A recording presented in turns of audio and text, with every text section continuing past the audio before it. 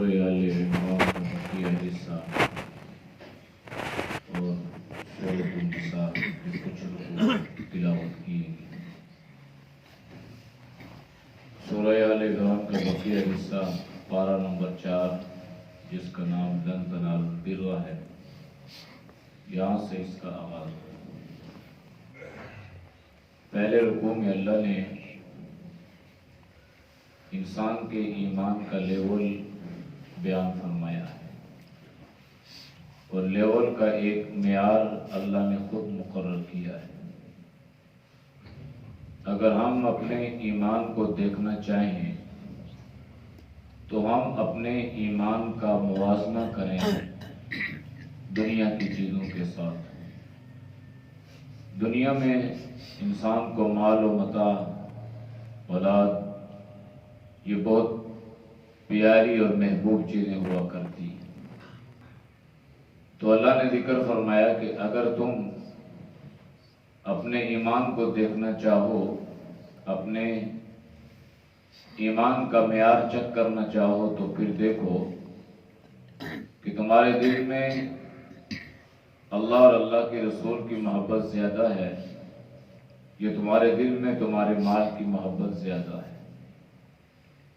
اس کو اللہ نے یوں بیان فرمایا کہ لن تنالوا البر حتی تنفقوا مما تحبون، کہ تم اس وقت تک نیکی کے معیار کو نہیں پہنچ سکتے ہو جب تک کہ تم وہ چیز جس سے تم محبت کرتے ہو وہ اللہ کے راستے میں خرچ نہ کر ڈالو.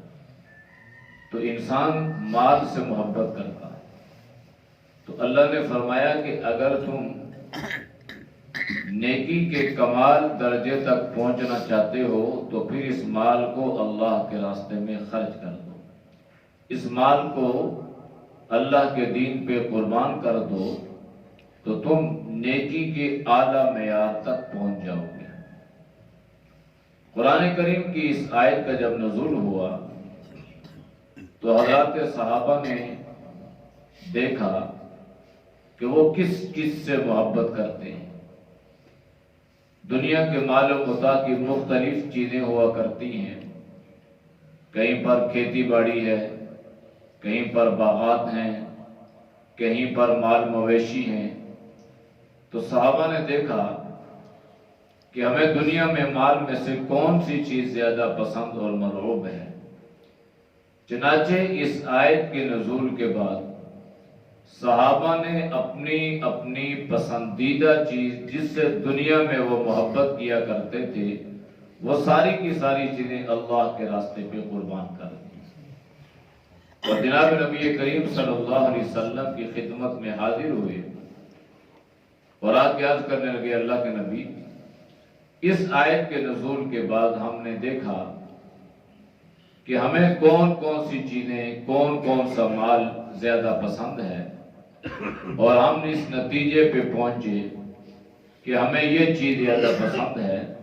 تو لہذا ہم نیکی کا حصول چاہتے ہیں، اللہ تک پہنچنا چاہتے ہیں، اللہ کا قرب چاہتے ہیں، اور ہم نے آپ کو گواہ بنا کر یہ چیز آپ کے حوالے کر دی، آپ کو اختیار دے دیا کہ آپ اپنی مرضی سے اس باغ کو، اس کھیت کو، اس چیز کو جس طرح چاہیں استعمال کرو.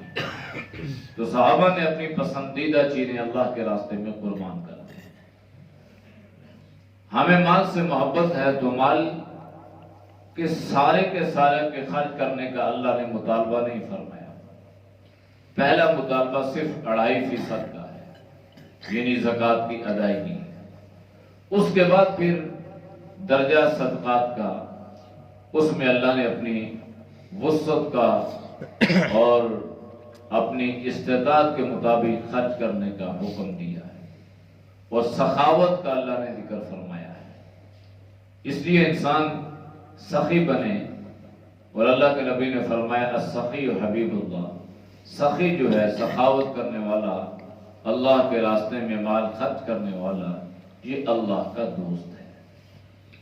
پھر اللہ پاک نے اہل ایمان کو ایک حکم دیا، اور وہ حکم یہ ہے کہ یا ایھا الذین آمنوا اتقوا اللہ حق تقاته، اے ایمان والو اللہ سے ڈرو جیسا کہ اللہ سے ڈرنے کا حق ہے۔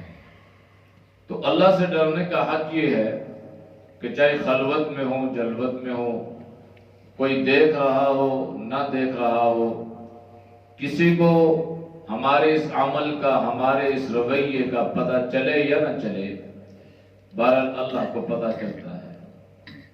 اس لیے اللہ سے ڈرنے کا حق یہ ہے کہ ہر جگہ اللہ سے ڈرا جائے، اور اللہ سے ڈرنے کا حق یہ ہے کہ انسان خوب اللہ کی عبادت اور بندگی کرے، اور جس قدر ممکن ہو وہ اپنے آپ کو گناہوں سے دور رکھے۔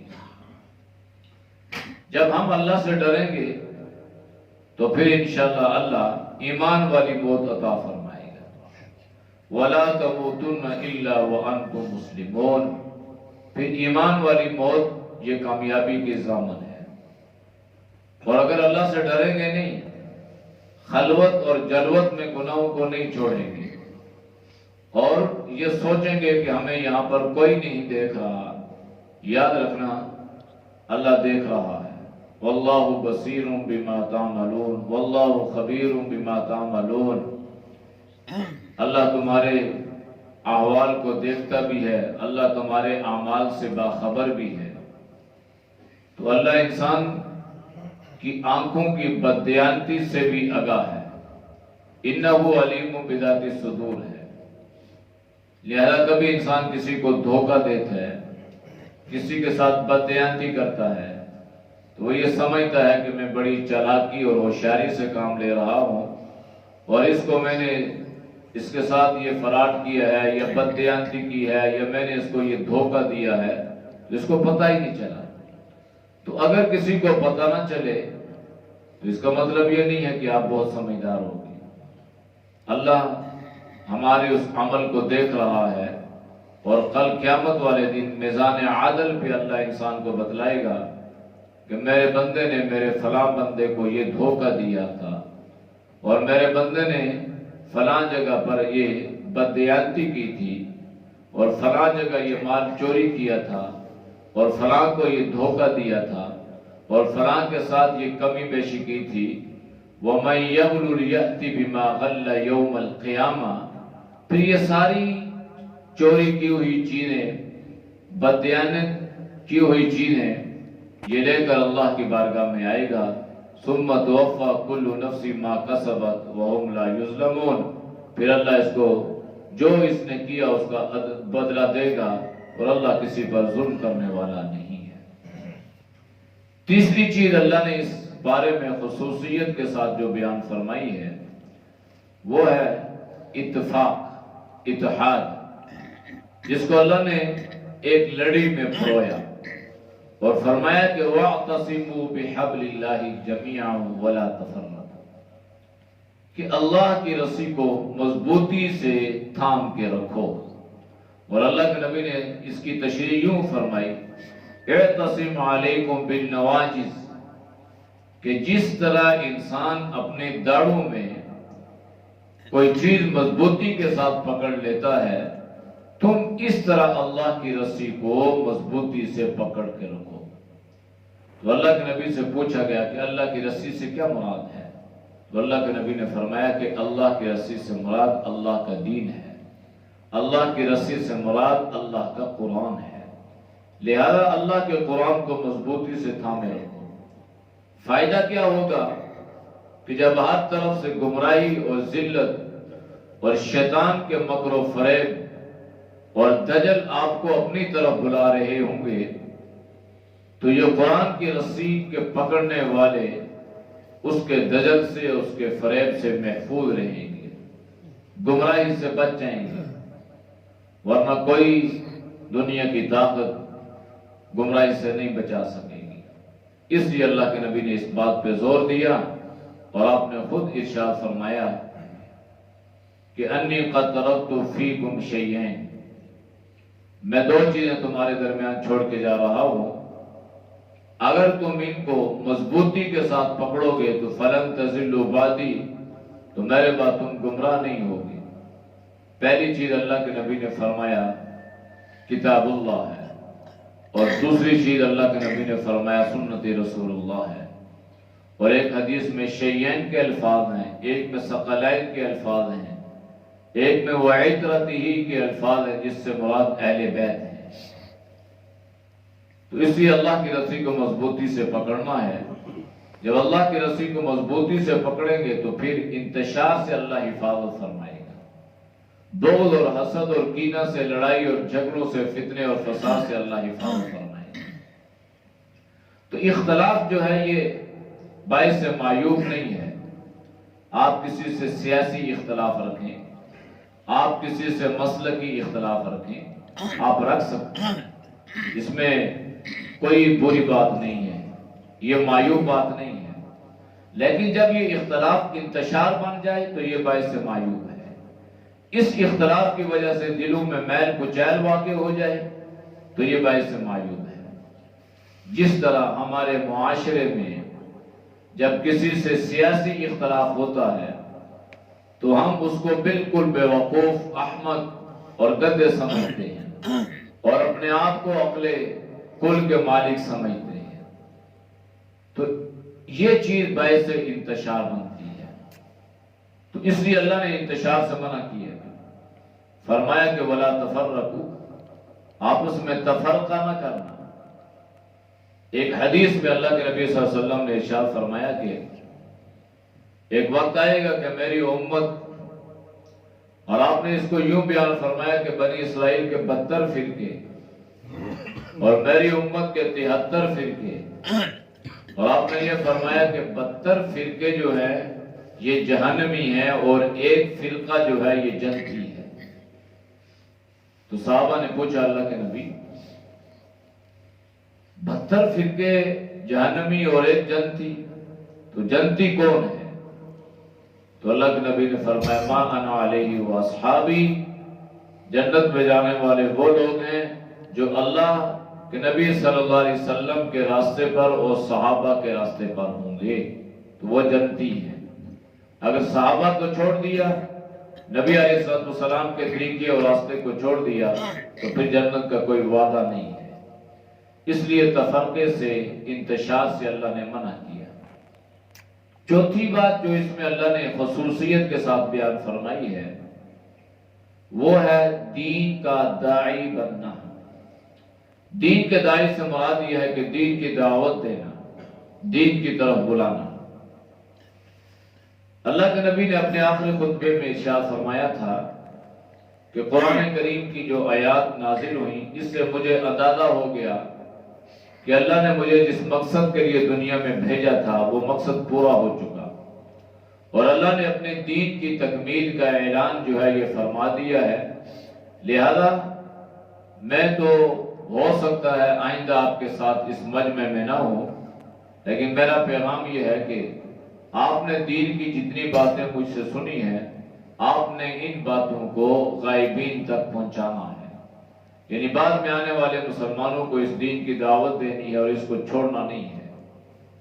اس کو قرآن کریم نے یوں بیان فرمایا کہ تم میں سے ایک جماعت لازمی ایسی ہو، لازمی کا ترجمہ جو ہے وَلْتَقُمْ میں ہے، اس میں جو لام ہے یہ تاکید کے لیے ہے کہ لازمی ہو تم میں سے ایک جماعت جو کیا کرے، يَدْعُونَ إِلَى الْخَيْرِ وَيَأْمُرُونَ بِالْمَعْرُوفِ وَيَنْهَوْنَ عَنِ الْمُنْكَرِ، 3 کام کرے، انہیں خیر کی دعوت دے، خیر کی طرف بلائے۔